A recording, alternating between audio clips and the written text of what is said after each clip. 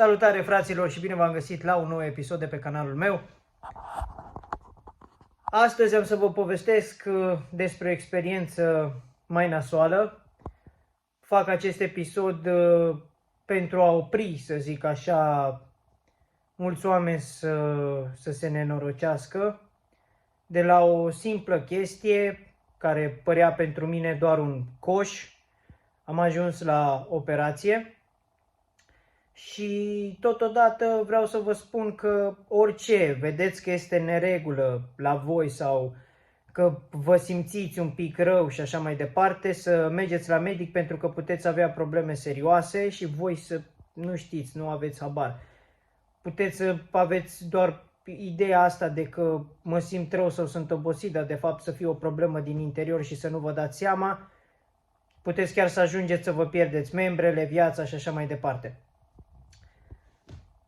Acum am și părți bune în toată experiența asta, adică până să mă operez și să ajung la operație și așa mai departe, am făcut sport, am luat niște produse pentru slăbit, dar sunt suplimente, adică nu sunt cine știe ce pastile, medicamente, sunt efectiv niște suplimente nutritive, naturiste, care compensează, să zic așa, hrana. Dacă nu poți să mănânci, eu știu, ardeiuți, mă rog, limba și așa mai departe, papilele gustative, nu suportați să mâncați ardeiuți, există niște capsule pe baza asta pe care doar le înghițiți, nu simțiți nimica, de ele își fac efectul ardeiul iute, este foarte bun la digestie și am reușit să slăbesc prin sport, alimentație și, cum să zic eu, un program așa cu odihnă și chiar am avut rezultate, am slăbit 10 kg.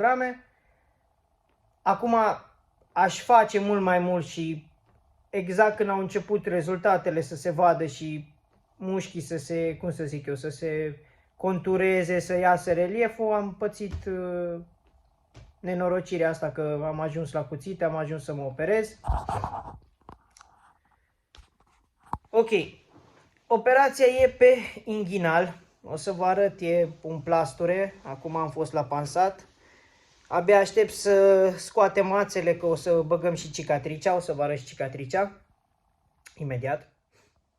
Așa arată, asta e operația, e pe zona inghinalului, ăsta e plasturele și tăietura e de jos în sus. Se și vede un pic de sânge aici dacă urmăriți. Da, ok. Vi-am arătat, după cum puteți vedea, e nasol pentru că e exact aici unde deci de unde începe inghinalul, în partea de sus și doare foarte tare, e aiurea când dormi, când mă pun să dorm. Nu pot să merg, mă deplasez cu ajutorul unor cârje și vreau să vă povestesc un pic despre experiența asta și totodată să vă zic cam ce trebuie să faceți în cazul în care ați ajuns să vă operați și aveți deja o operație, ce trebuie să respectați și cum trebuie să decurgă tot parcursul ăsta, pas cu pas. La început aveam un coș în zona aia de inghinal, care, nu știu cum să spun, mă jena, am zis, nu, că eu am, cum să spun, eu am un obicei de eu nu-mi spar coșurile, eu le las așa, pur și simplu, zic, se uscă și aia. A trecut o lună, tot acolo era și devenise mult mai mare. A mai trecut încă o lună, s-a făcut un nod. A mai trecut încă o lună, deci în 3 luni au trecut și a rămas un nod. La vârf era, adică, cum să spun eu, destul de însemnat, cam cât degetul mare așa. Cât buricul degetului, cam așa era. Pe piele. Dar ce era înăuntru, deci înăuntru era cât o cutie de chibrituri, să zic așa, o dimensiune. Deci nu știu, să vă zic, undeva la 5, între 5 și 7 cm era băgat în carne. Era un chist, un surplus care, vă dați seama, cu timpul se infecta, ajungea la putrefacție. De acolo, dacă era treaba nasoală, aveam probabil două oportunități, ori să mi se taie piciorul, să mi se amputeze piciorul, ori să fac septicemie și să mor. Să-mi intre septicemia când îți intră infecția aia, puroiul ăla în sânge, se duce în inimă, în creier, deci în toate organele și îți cedează corpul, faci infarct și mori. Deci cam asta e treaba cu operația asta am avut. Și eu nu am vrut, adică am zis eu nu, lasă că poate trece, dar noroc cu mama mea a insistat, s-a ținut de mine și a zis du-te la medic, du-te, cine știe ce ai. Am zis n-are ce, cum, du-te și am zis până la urma urmei că o să mă duc și când m-am dus am aflat că de fapt eram în mare pericol. Așa, m-am operat la chirurgie, bineînțeles, a decurs super ok, m-au cusut și mi-au spus că după 12 zile îmi vor scoate ațele. Dar mi l-au și arătat, mi-au arătat chistul pe care mi l-au scos, deci era așa. Bineînțeles, l-au pus într-un CVC, l-au aruncat, nu mi-au făcut anestezie totală de să dorm, mi-au făcut local, doar la picior. Efectiv nu mai simțeam nimic, nu mai îmi simțeam piciorul. Stăteam întins pe pat, totul era ok, adică vorbeam, respiram, vedeam, nu mi se întâmpla nimic, doar că nu simțeam piciorul, acolo, doctorul muncea, mă tăia și mi-a scos chistul ăla. Și mă vă zic și vouă, dacă vedeți că aveți asemenea probleme, vă ies noduri pe mână, pe piept, pe picior, imediat să mergeți la doctor. Deci dacă aveți ca un coș mai mare ca apare, să nu-l spargeți, mai rău faceți dacă vă prindeți de el, mergeți la medic.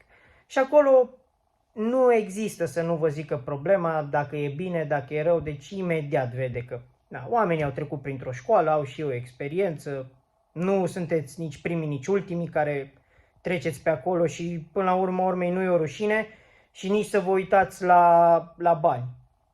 Pentru că eu vă zic sincer, pe mine și asta mă speria în toată treaba asta cu operația, că mă gândeam, mamă, sute de milioane, să vezi acum, mamă, cine știe că... Dar până la urma urmei, dacă stai să te gândești, stai, e viața mea, adică banii ăia nu cumpără viața mea și dacă trebuie până la urma urmei îmi vând și casa, mă bag dator în bancă, doar ca să trăiesc, nu? Oricine ar vrea să trăiască, adică de ce să mor pentru ce? Pentru o sumă de bani?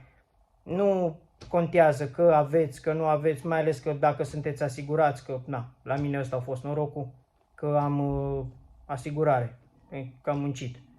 Și așa am putut să amortizez toată treaba asta, dar și dacă nu era așa, vă dați seama că făceam orice sacrificiu până la urma urmei doar ca să fiu bine și să trăiesc și mulțumim lui Dumnezeu am picior. Deci nu sunt handicapat, nu am rămas fără membre. De aia vă spun, orice problemă aveți și orice întâmpinați, să mergeți imediat la medic. Acum mă încetinește oarecum că nu pot să fac sport și nu pot să merg mai departe cu treaba asta, cu definirea, cu musculatura, dar urmez exact ceea ce mi s-a spus și pe deasupra eu nu vreau să mai apară complicații pe viitor, adică mai bine aștept și ca să nu pierd, să zic așa, din masa musculară sau din rezultat, compensez cu alimentație. Pentru că eu acum merg în cârje, deci mă deplasez cu ajutorul unor cârje, pentru că nu vreau să pun presiune pe operație. Și asta aș recomanda la toată lumea, dacă sunteți operați, să nu puneți presiune. Bun, și acum hai să vă zic pas cu pas cam ce trebuie să faceți când sunteți operați. În primul rând, după operație, mai ales dacă este la picior, deci să încercați pe cât posibil să nu călcați pe piciorul ăla, să nu faceți mișcări bruște. Bruște înseamnă, nu știu, dacă ți-ai uitat telefonul sau ok, să duci rapid mâna în buzunar, să te miști, deci să nu încercați să bruscați, să pleci deodată așa, să duci pe partea asta la altă, să calci pe piciorul ăla, să te pui în poziție de genoflexiune, deci nimic, absolut niciun efort care să pericliteze, să zic așa, parcursul de vindecare. În momentul în care dormiți, e foarte greu, e foarte dificil, am nopți în care nu dorm deloc de la operație, că nu pot să dorm.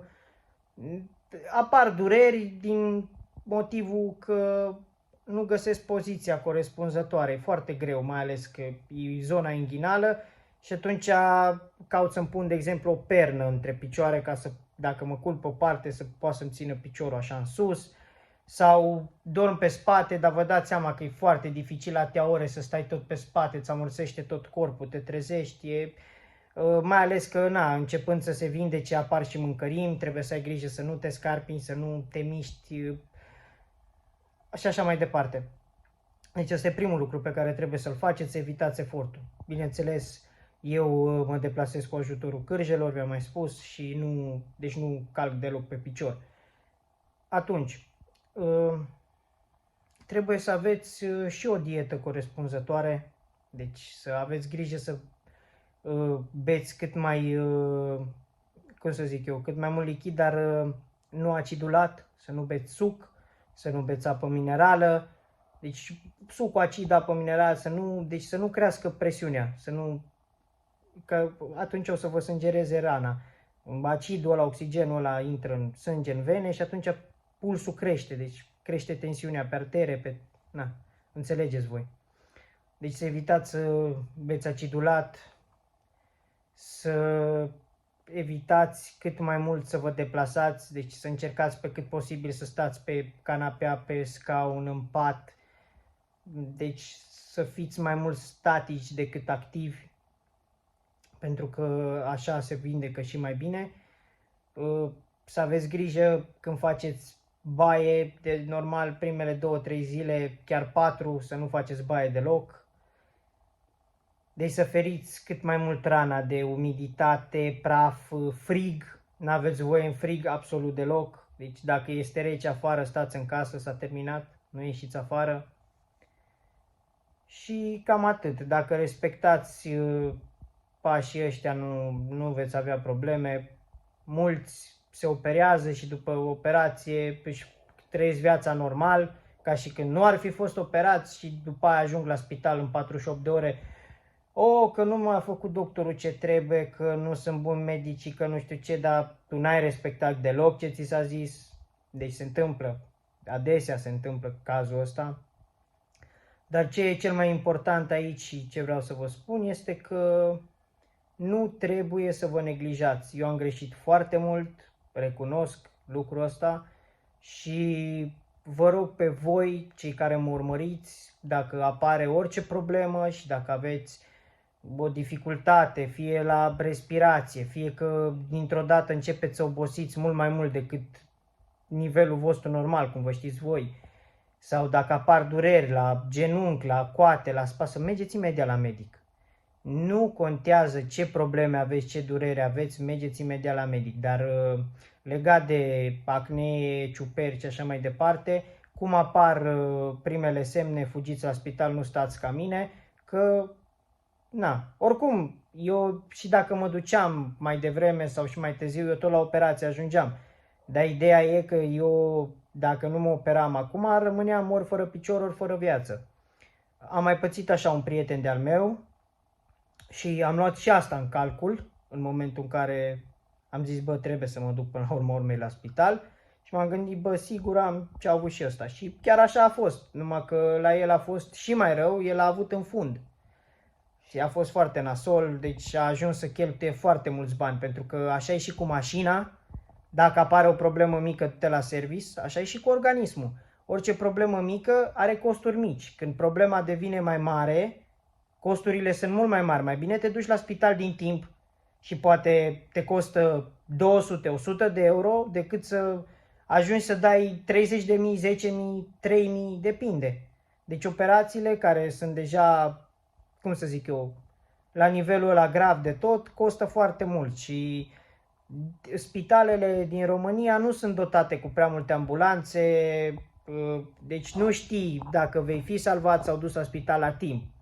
Și atunci ai de ales să te duci la o clinică privată, iar probabil că mulți dintre voi știți ce înseamnă clinicile private. Ai intrat pe ușă, 10 lei, te-ai pus pe scaun, atât. Vrei să te vadă doctorul, 500 de lei. Vrei să vii a doua ședință, încă 500 de lei. Vrei să te operezi, 40.000 de lei. Vrei să stai internat la ei, încă 20.000 de lei. Deci dacă ai ajuns la clinică privată, ești victimă, bineînțeles. Viața nu are preț, după cum am zis, dar una e când ești la un spital de stat și mergi pe asigurare de sănătate și așa mai departe. te duci de la început și prinzi un loc să te operezi și să te faci bine, decât când te duci în ultimul ceas, ești în ultimele ore, agonizezi și așa mai departe și toată lumea aleargă să te salveze și nu știi unde o să te duci și nu știi dacă vine cineva după tine. Am pățit chestia asta, nu doar cu operația, deci am pățit chestia asta cu băiatul meu. S-a simțit rău, dar mai de mult, vorbesc de 3 ani în urmă, cred. Băiatul cel mare a avut oxiuri, a avut viermișori. Ne-am dus la spital, bineînțeles. Au zis că e ceva ușor și așa mai departe, că o să-i treacă, că să-i dăm sirop, dar el avea numeroși oxiuri, deci era full de ei.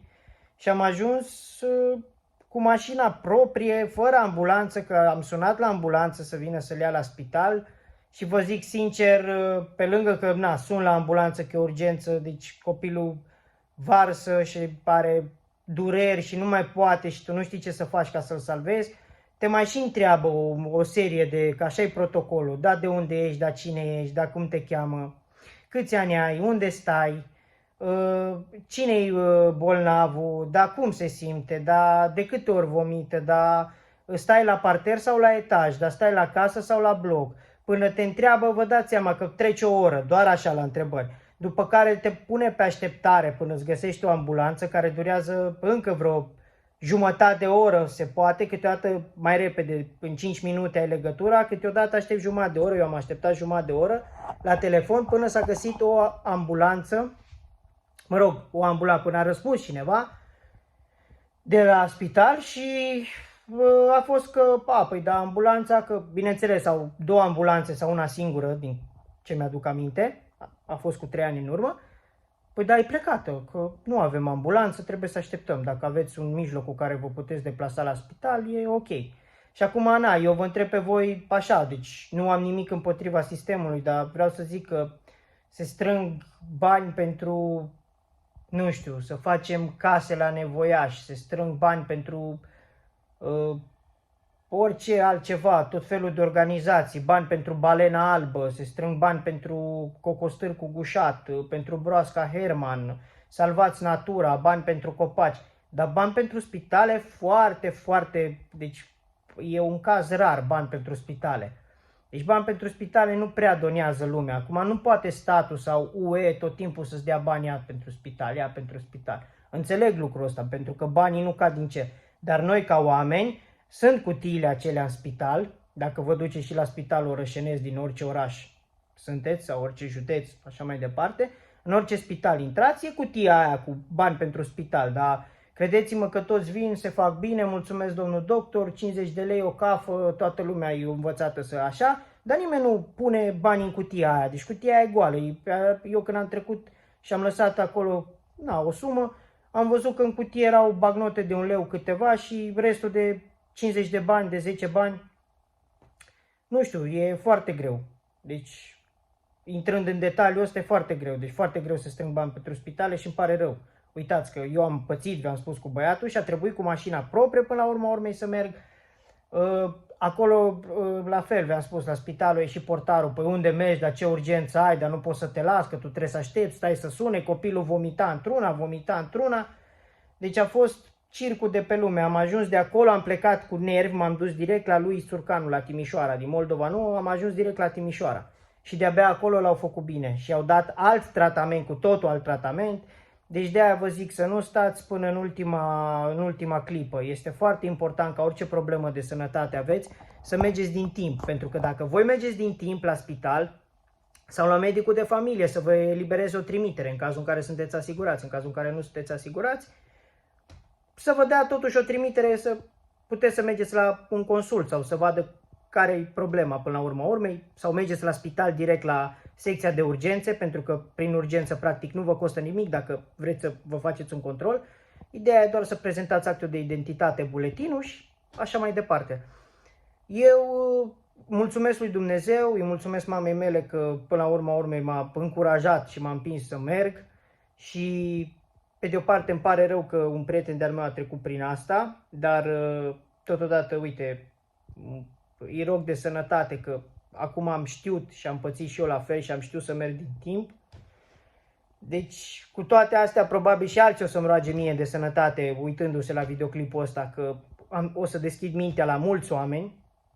Și vă spun, orice aveți, chiar dacă apare, și v-am spus, mai ales când e legat de coș, de acnee din alea uriașe sau, nu vă puneți să le spargeți. Deci neapărat mergeți la un doctor să vă dea o cremă sau să vadă ce e cu adevărat, pentru că puteți să intrați în niște complicații. La fel și cu mașina, v-am spus, e aceeași chestie, mașina, dacă ți se duce o piesă mică și te duci tu fără să deschizi, să umbli tu cu cheia, că las că le cu sârmă, domne, știi, varianta românească a noastră, că la noi cu sârma se rezolvă tot, după aia ajungi să dai din, probabil te costă, că e doar un telescop, te costă 150 de lei, că n-ai Ferrari, ai un Opel, ca și mine, și tu te bagi, deschizi și cu sârmă și așa mai departe și ajungi după aia de dai 1000 de euro, că ai stricat toată direcția. Sau înțelegeți ce vreau să zic? Așa și cu organismul nostru. Nu stai tu că leacuri băbești sau să te iei să spari sau să te iei după cineva, deci te duci neapărat la spital. Eu am ajuns la operație, m-am operat, după cum v-am spus, e foarte nasol când ajungi să te operezi, dar gândiți-vă dacă nu mă operam, adică era și mai nasol, pentru că aveam între viață și moarte, rămâi în viață, dar handicapat sau nu handicapat, dar mort. De-aia vă spun, și m-a costat mult mai puțin decât dacă m-aș fi dus ca prietenul meu, cum a ajuns el în ultima fază. De după aia și el a ajuns dintr-un spital în altul, că se mai întâmplă. Așa mai departe, a făcut o operație, nu a ieșit, după aia a ajuns la privat, a făcut altă operație, a dat 8.000 de lei, deci vorbim de, nu știu cât, 1.800, 2.000 de euro, cam așa. Deci bine că a avut banii ăia și așa mai departe. De-aia vă zic, orice se întâmplă, mergeți de dinainte la spital. Sper că am fost destul de explicit.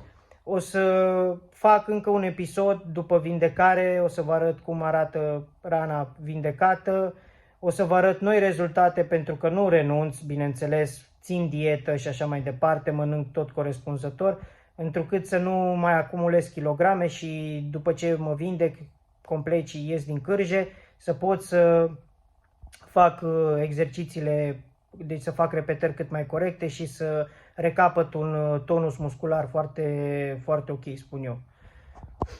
Pe lângă asta mai am și probleme dentare cu dinții, am o infecție pe partea dreaptă care trebuie tratată, dar asta nu mă împiedică să fac sport. În schimb, asta, operația la picior, e foarte nasoală.